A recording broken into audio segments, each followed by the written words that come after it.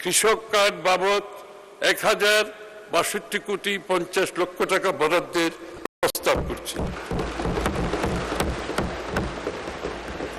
আমাদের নির্বাচনী ইশতেহারে ঘোষিত প্রতিশ্রুতি অনুযায়ী শস্য, ফসল, মৎস্য ও পশুপালন খাতে গৃহীত সর্বোচ্চ 10,000 টাকা পর্যন্ত কৃষি ঋণ সুদ সহ মওকুফ কর্মসূচি ইতিমধ্যে বাস্তবায়ন করা হয়েছে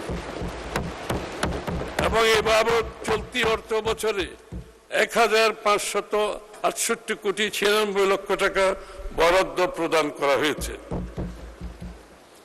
কৃষির সার্বিক উন্নয়নের জন্য আমরা নিম্নলিখিত কার্যক্রম বাস্তবায়ন করছি।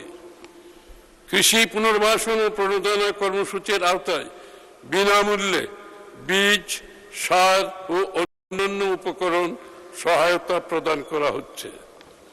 ভর্তুকি মূল্যে কৃষক পর্যায়ে সার সরবরাহ অব্যাহত রাখা হয়েছে। ভর্তুকির উপর নির্ভরশীলতা কমাতে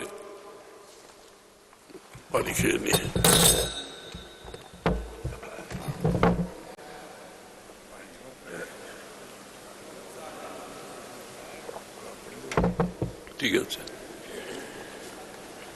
ভর্তুকির উপর নির্ভরশীলতা কমাতে সাশ্রয়ী উৎপাদন নিশ্চিতে কৃষিকে যান্ত্রিকীকরণ কর্মসূচি জোরদার করা হচ্ছে।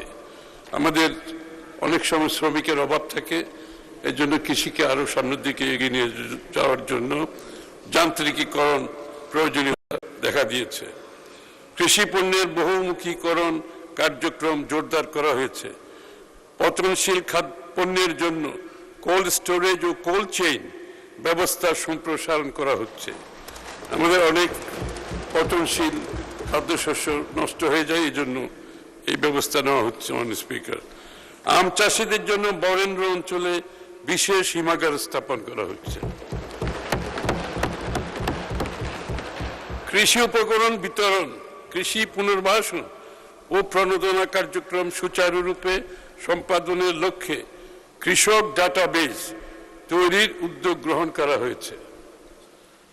ডাটাবেজের মাধ্যমে সার্ভিস ডেলিভারিটা মাননীয় স্পিকার অনেক সহজ হবে।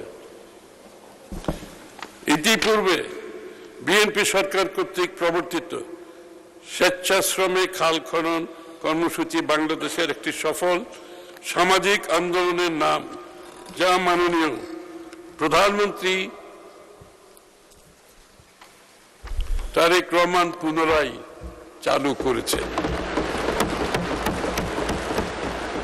এই কর্মসূচির আওতায় সংশ্লিষ্ট অন্যান্য মন্ত্রণালয়ের পাশাপাশি কৃষি মন্ত্রণালয় ব্যাপক উদ্যোগ গ্রহণ করেছে।